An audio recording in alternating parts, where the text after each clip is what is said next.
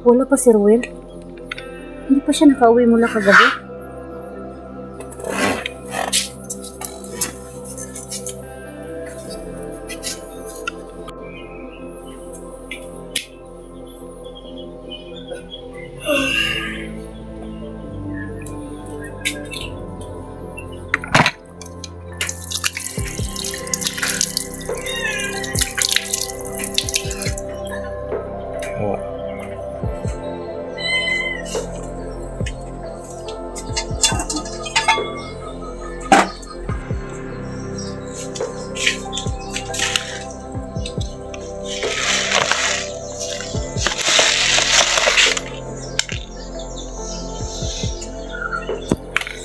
Wala na pala kaming bigas.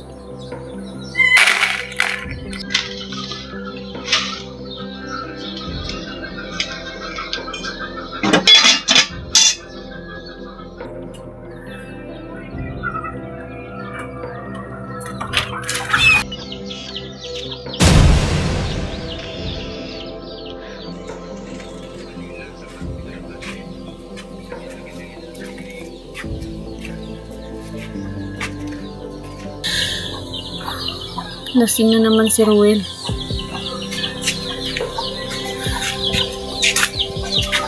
Ruel, inumaga ka na naman sa inuman?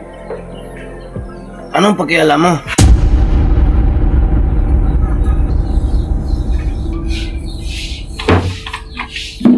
May pakialam ako sa'yo dahil asawa mo ko. Asawa? Ano? Bakit? Hindi mo ba ako asawa? Ruel, mag-iisang taon na tayong nagsasama. Iwan ko sa'yo. Ruel! Bitawan mo ako! Sampalin kita dyan! Sige! Sampalin mo! Palagi mo naman yung ginagawa sa akin. Kung hindi sampal, suntok. Di ba sanay ka naman sa ganyan?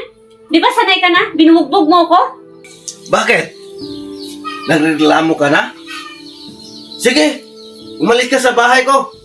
Bumalik ka na sa asawa mo. Yan kung tanggapin ka pa niya. Sige na. Umalis ka na. Nagsawa na ako sa'yo. Che!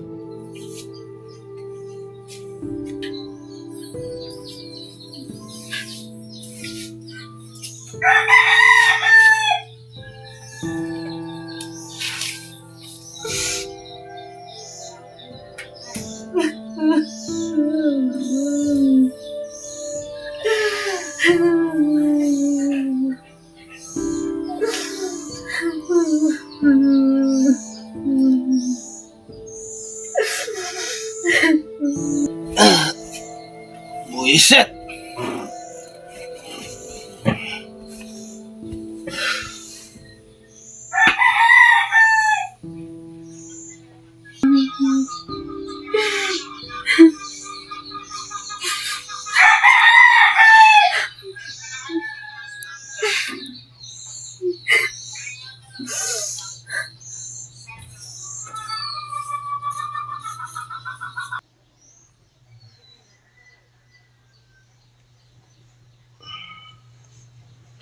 Anje!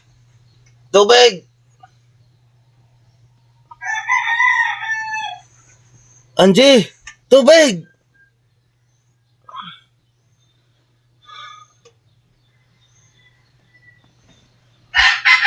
Bingi ka ba?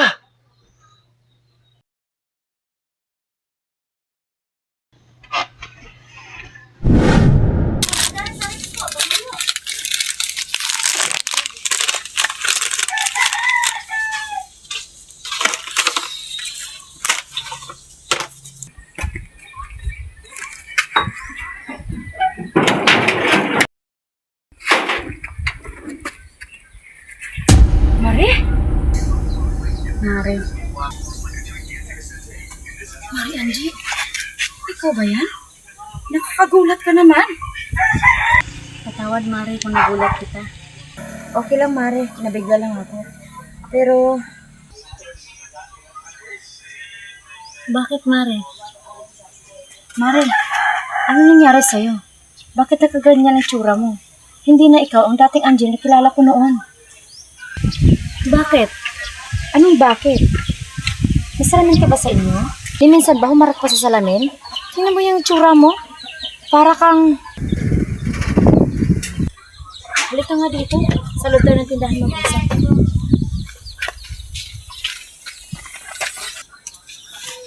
Umupo ka.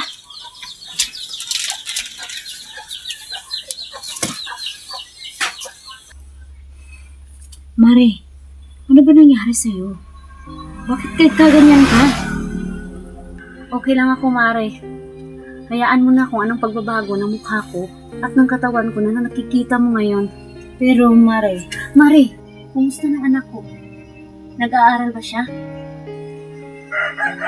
okay lang si Sofia, Mare. Oo, nag-aaral pa rin siya.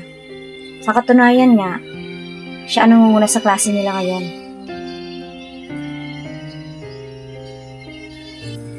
Sobrang talino ng anak mo, Mare, at nagmana siya sa'yo.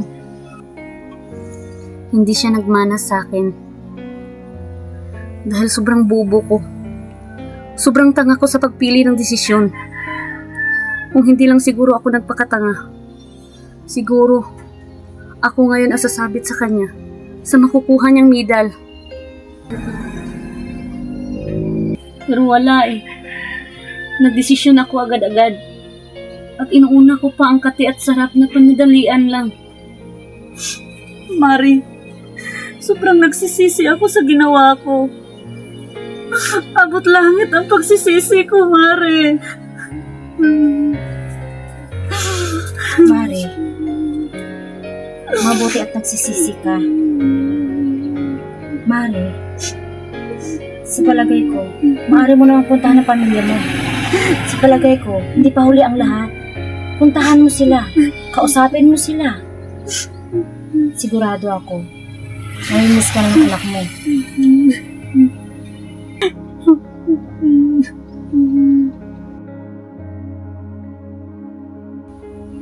Si Pedro, Mare, nag-asawa na ba siya?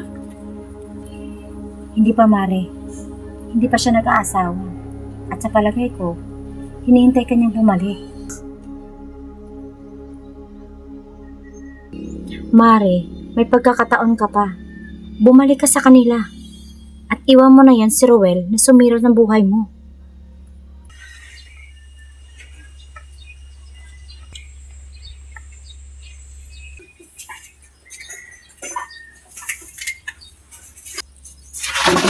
Mare, kumain ka muna. Salamat, Mare.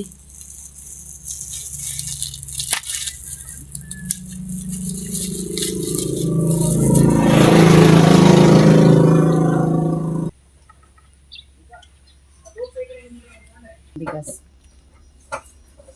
Mare, pwede ba ako makahiram sa'yo ng pera? Ibibili ko sana ng bigas. Wala kayong bigas? Wala pa kasing trabaho si Ruel, Mare. Sige na, babalik ko sa'yo kapag nasahuran ako sa trabaho ko sa Shinda. Ano? Nag-hasyenda ka? Pinagtatrabaho ka ni Ruel sa hasyenda? Samantalang siya ang laki-laki ng katawan? At palagi ko siya nakikita na nakatambay at lasing sa baryo?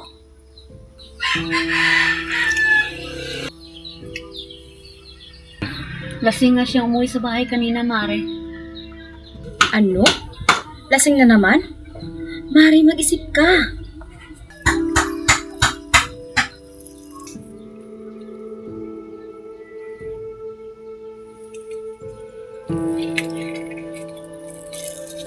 Oh, ito. 300. Yan. Kung hindi lang kita kumare, hindi kita papahiramin. Salamat, Mare. Ewan ko sa'yo. Mag-isip ka ha. Mag-isip ka na mabuti.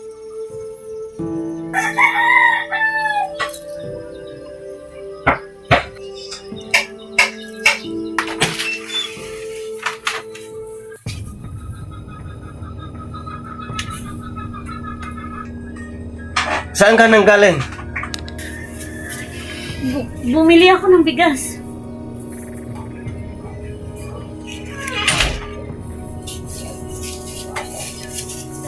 Aray! Nasasaktan ako! Bakit hindi ka nagsabi na alis ka? Ha? Tulog ka kasi. At sa tindahan lang naman ako pumunta.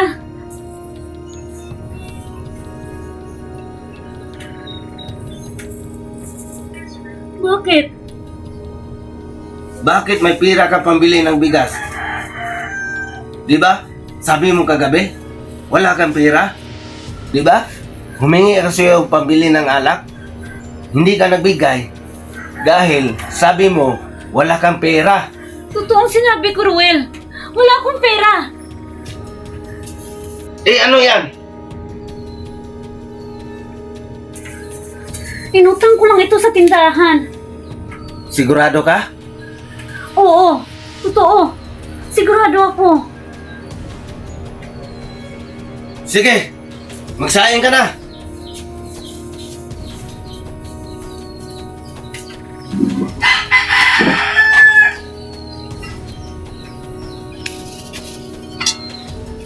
Pagkatapos mo magsaing, unan mo ako ng alak.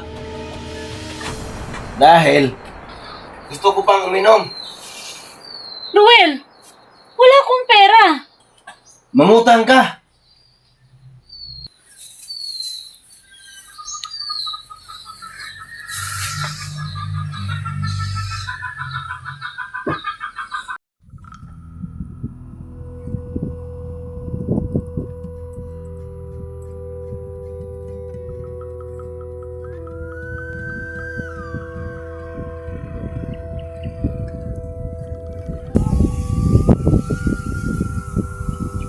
Basta, sagot mo yan.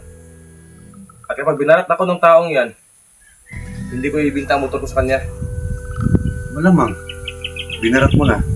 Ibibinta mo pa. Ano? Sige. Pedro. Manong. Si Donkey, kaibigan ko.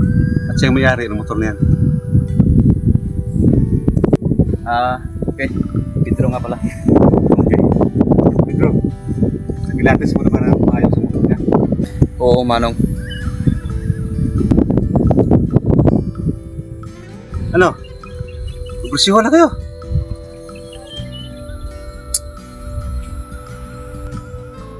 Sige, amigo. Magkano mo naman ibinta itong motor mo?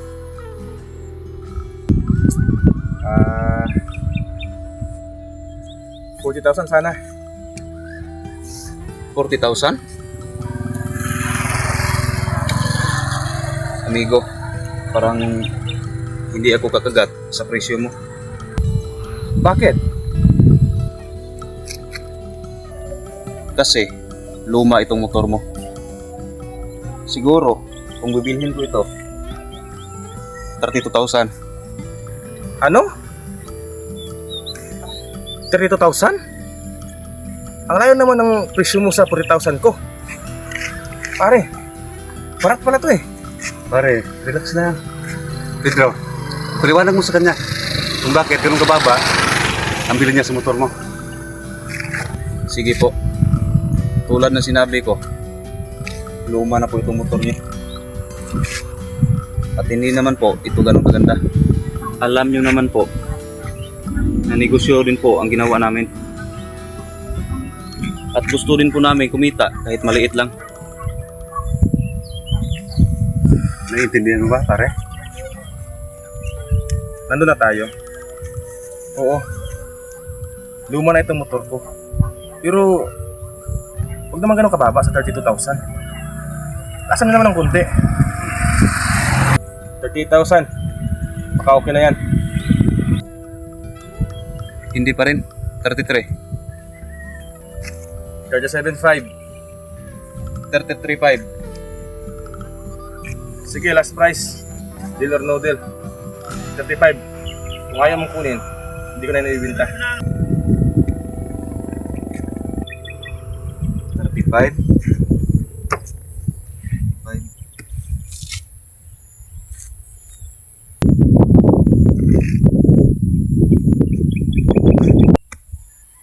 Sige, 35. Kunin ko. Yun. Nagkasundo din. Ano? Babayaran mo na ba? Mamaya, babalik ako dito. Sige. Sa bahay mo na lang yan ng bayad. Hintayin kita. Sige. Paano? Alis na kami. Babalik lang kami mamaya. Sige.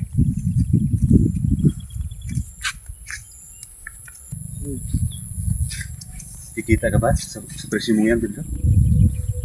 Oo, mano. May binta ko yan ng 45. Ang laki naman. Mataas ngayon ang presyo ng motor sa buyer ko. Paldo ka. Paldo tayo. May commission ka sa akin at sa kaibigan mo. Mas paldo ka sa akin, mano.